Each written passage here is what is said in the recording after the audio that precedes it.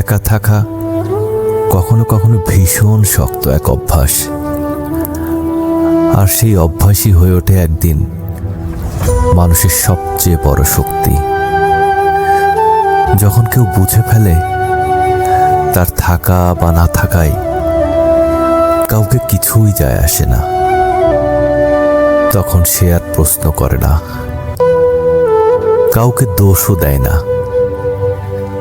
শুধু নিঃশব্দে গুটিয়ে নেয় সব কোলাহল থেকে।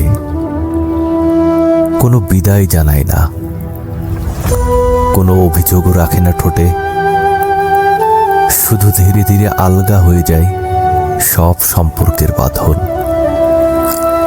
যেন শরতের শুকনো পাতার মতো নিচে থেকেই ঝরে পড়ে। সে আর ভিড়ে হারিয়ে যেতে চায় না, চেনা মুখগুলোকেও দেখে দূরত্বের এক কুয়াশার আড়াল থেকে। নিজের চারপাশ এঁকে ফেলে এক অদৃশ্য সীমানা, যেখানে প্রবেশের অনুমতি কারো জন্য আর অবশিষ্ট থাকে না। আগে যে হাসিতে ভরত চারপাশ, সে হাসি আজ কেমন মলিন। আগে যে কথাগুলো ছিল গল্পের মতো দীর্ঘ, আজ সেগুলো ছোট হয়ে আসে। শব্দগুলোও যেন ক্লান্ত হয়ে পড়ে অপ্রয়োজনীয় হয়ে যাওয়ার ভারে।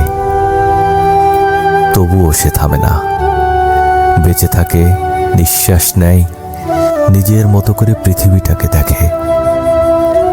কারণ সে জেনে গেছে নিঃসঙ্গতা মানে শূন্যতা নয়, বরং নিজের সাথে গভীর এক সংলাপ। আর এই নীরবতার ভিতরেই সে খুঁজে পায় নিজের শক্তি, যে শক্তি কোনো ভিড় দেয় না, কোনো মানুষও নয়, শুধু নিজের অস্তিত্বই যেখানে যথেষ্ট হয়ে ওঠে।